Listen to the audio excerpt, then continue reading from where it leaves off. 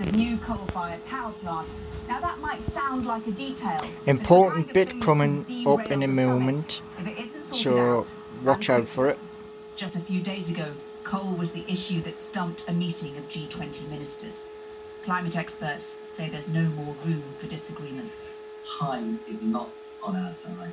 So that's why it's so important. This is the moment when we've committed to action, we can take action, and where delay is deeply dangerous. Our vulnerability to climate change is becoming increasingly apparent. A lot is riding on COP26.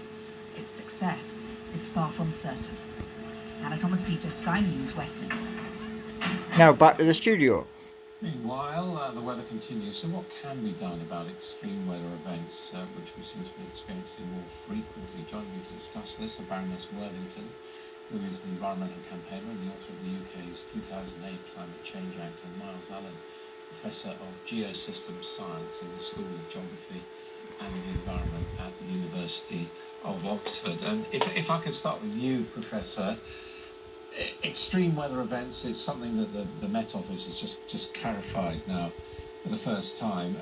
There have always been floods and forest fires in history, but are we around the globe just getting more of them?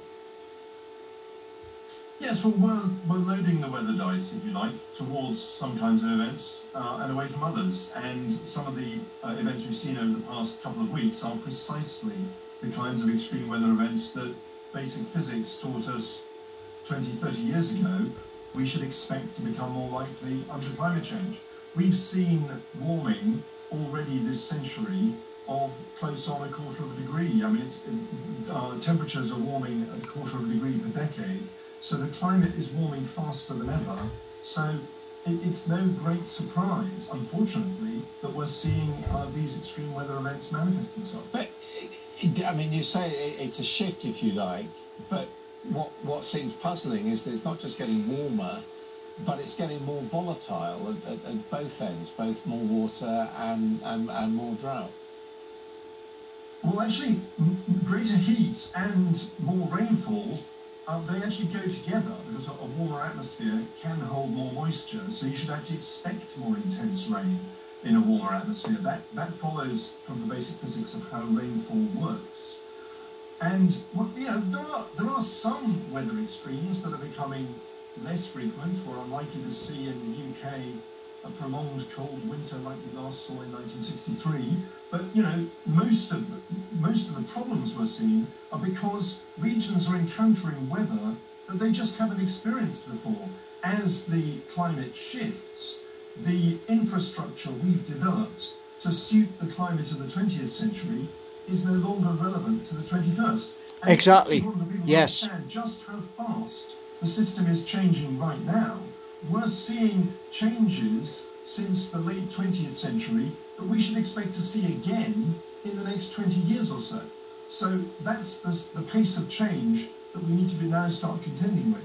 And Lady Worthington, I mean, obviously you were involved with this decades ago, relatively early on. I mean, is the COP process the way to protect ourselves? It's a really necessary feature of how humanity gets to grips with this problem. Obviously, it's a multilateral problem. Every country has to act, otherwise you can't win. And the bigger the emitters, the more they are responsible for taking action. But it's also true that 190 plus countries are all going to be bearing the impacts of this. So they will have a say and they will have a view on what should be done.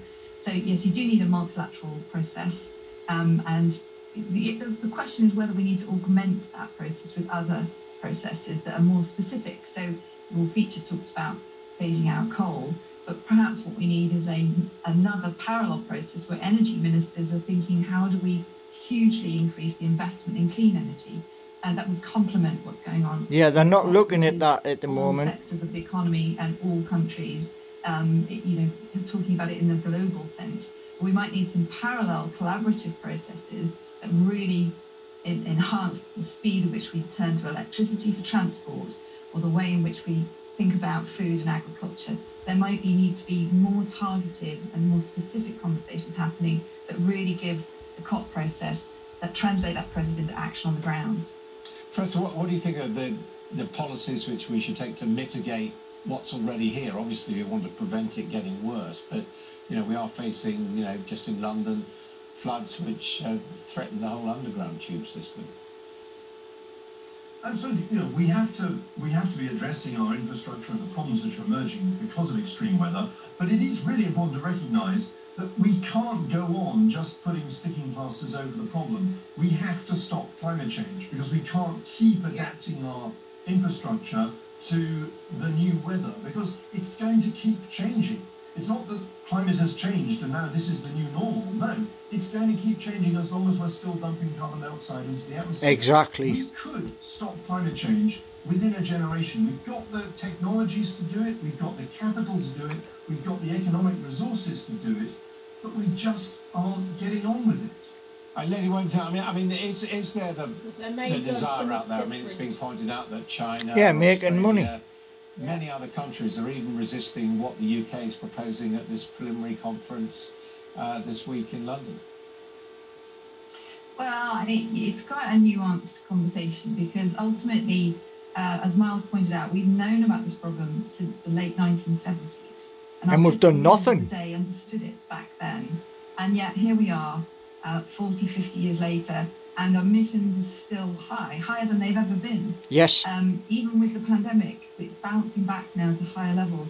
So we've really done almost nothing to stop the problem. Because of profit. Turn around and say, oh, we as rich nations have enjoyed a profit. 50-year free to emit period, and we want now to put the focus on. It doesn't come into a profit margin. That's not going to go down well. And so it is really incumbent on countries like the USA, like Europe, who have become rich off the back of fossil fuels, to lead the way and to take on the biggest cuts. Now, the really big challenge is China. China's grown hugely powerful and rich over this period too, and is now at a point where it can take more of the effort to get us onto a cleaner path.